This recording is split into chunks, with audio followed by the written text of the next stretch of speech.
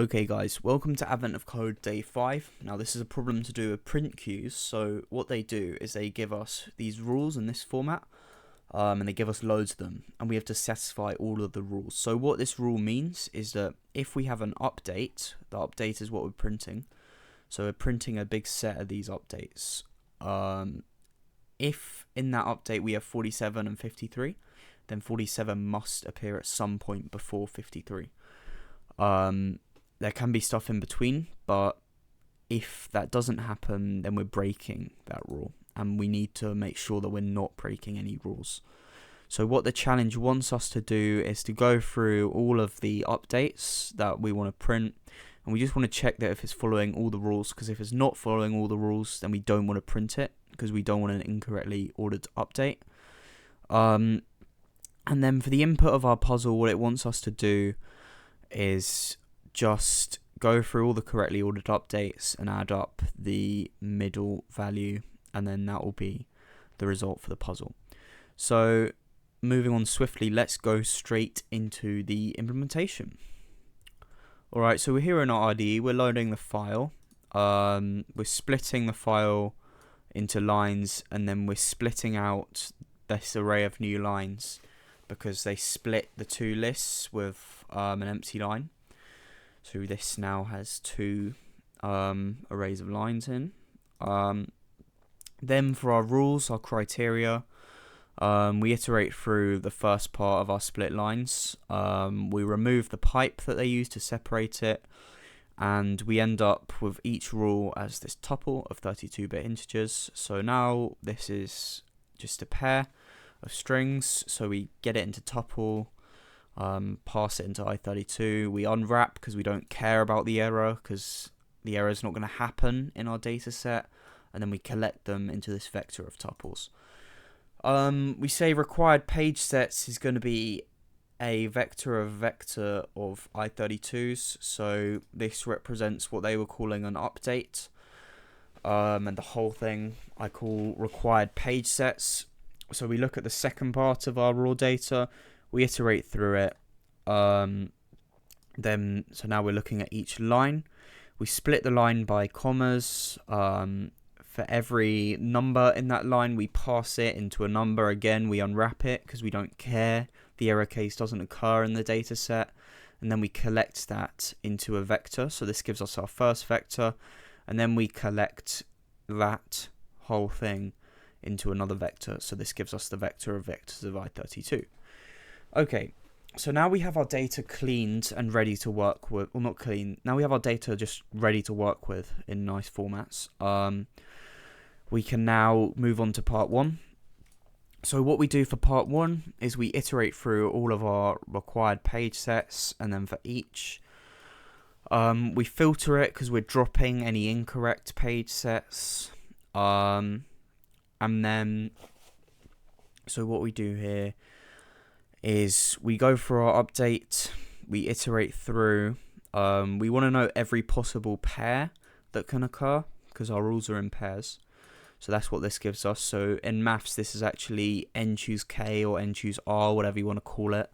So that is m factorial divided by m minus r factorial multiplied by r factorial. And that gives us all the possible pairs of the data. We want all of the pairs of the data to satisfy all of the rules, basically. So we get x and y. We go through, ignore the exclamation mark for now. We go through our criteria, and we pick the before and after value out of the criteria. We say that the before value is equal to our y value, and the after value is equal to our x value. So if those are true, then this rule must apply to this pair. If they're not true, then it doesn't apply to the pair, so we go on to the next one. And then we check with an inequality. So what we do here is we say if the index of the before value is greater than the index of the after value, then the before value is not actually before the after value. So that means that a rule has been broken. And because we want to return false if it breaks the rules, so that we're dropping anything that breaks the rules from our calculation, we have to negate this so that we get the correct return. And then because they asked for the middle values, we just find the middle values and we drop all other values, and then we add them all up just like they wanted. So that's part 1, and that's not too bad. Now for part 2, before we take a look at the code, let's actually take a look at what they want us to do. So for part 2 is basically the same. They just want us to correctly order any incorrectly ordered updates instead of dropping them.